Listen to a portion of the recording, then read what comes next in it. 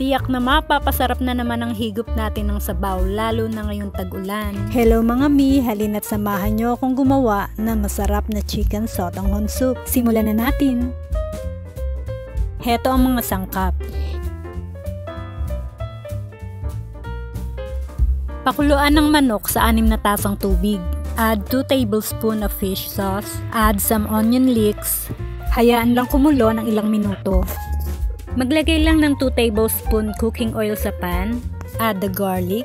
Saute until brown. Then add the onion.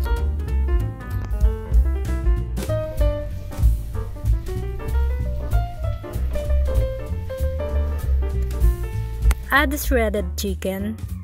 Ito yung pinakuluan natin kaninang chicken meat. Mamaya naman gagamitin natin yung sabaw nun.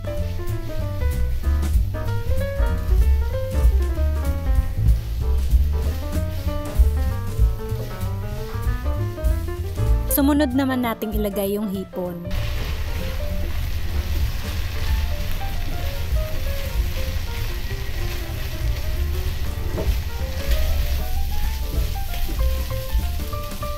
Then add the carrots.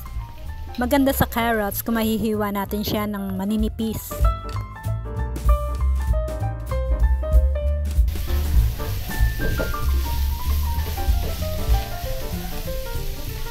Let's add now the celery stalk.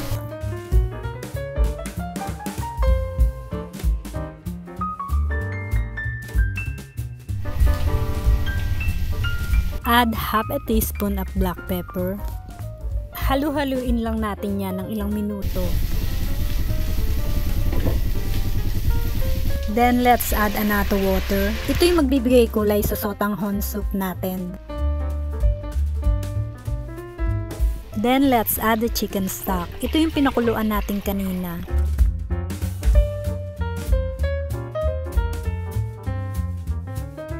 Takpan muna natin at hintayin natin kumulo.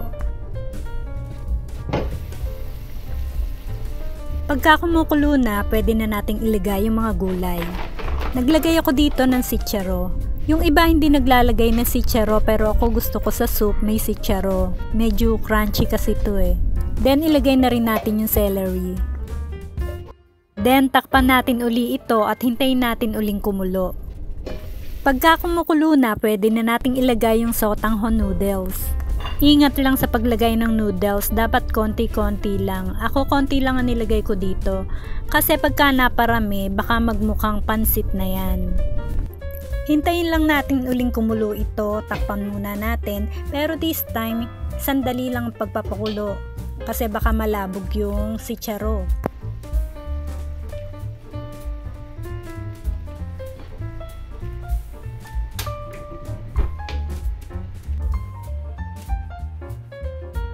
Okay, luto na po ang ating sotanghon soup. Ganun lang kadaling gawin ang ating soup. Napakasarap nitong higupin lalo na kapag ganitong panahon, ulan ng ulan. Diba ang sarap humigop ng mainit na sabaw? Ano pa hinihintay natin mga mi? Let's eat! Thanks for watching! Bye!